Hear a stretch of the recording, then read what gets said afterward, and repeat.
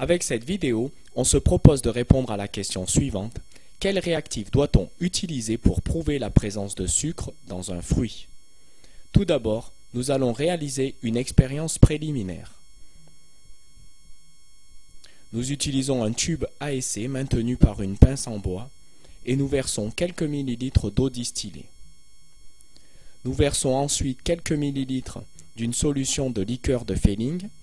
La liqueur de Fehling est une solution de sulfate de cuivre, CuSO4, mise en présence de l'ion tartrate. Nous allons maintenant procéder à un chauffage pendant quelques minutes.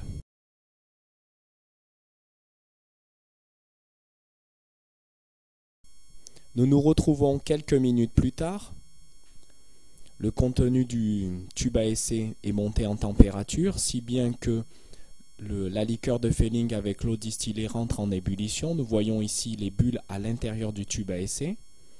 On remarque que la liqueur de Fehling est restée toujours bleue. Cette expérience préliminaire avait pour objectif de vous montrer que le fait de chauffer de la liqueur de Fehling en présence d'eau n'apporte aucune modification visuelle notable de la liqueur de Fehling. Nous allons maintenant faire une deuxième expérience préliminaire en ajoutant une solution de glucose à de la liqueur de Fehling et nous allons réitérer la manipulation précédente, c'est-à-dire chauffer le contenu du tube à essai pendant quelques minutes et nous allons observer le résultat de cette expérience.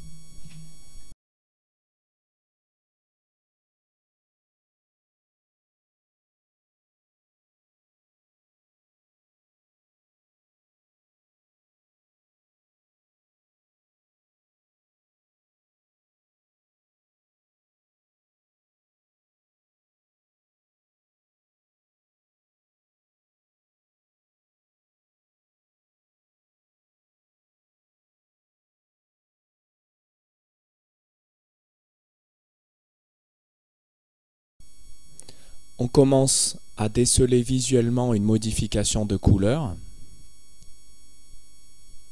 On agite le tube à essai pour uniformiser la température au sein du tube à essai et on remarque une couleur rouge brique. On vous laissera donc conclure sur l'utilisation de la liqueur de Fehling.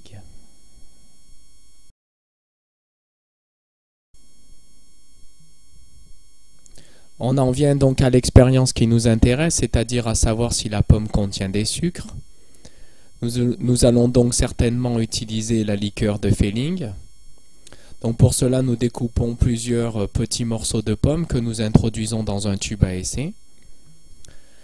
À l'aide d'un agitateur en verre, nous allons mettre ces morceaux de pommes au fond du tube à essai et introduire la liqueur de Fehling. Et ensuite chauffer le contenu du tube à essai à l'aide du dispositif de chauffage électrique.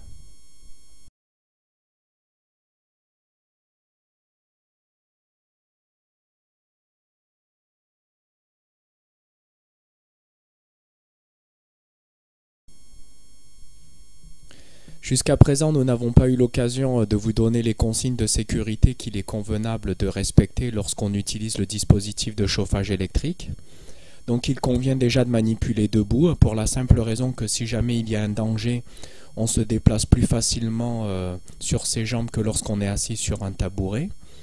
Il convient également d'incliner le tube à essai et de présenter l'orifice contre un mur et pas en direction d'un camarade, car encore une fois, s'il y a une éclaboussure, ça pourrait brûler un camarade, alors que si on est contre un mur ou contre une fenêtre, il n'y a aucun danger.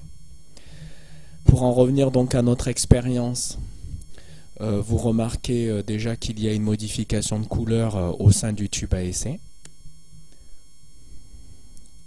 Donc on va faire un zoom avec la caméra. Et là, on observe en fait une couleur rouge brique qui tendrait à donner une certaine réponse quant au résultat de l'expérience. On va donc vous laisser conclure de manière à répondre: est-ce que dans la pomme, il y a des sucres ?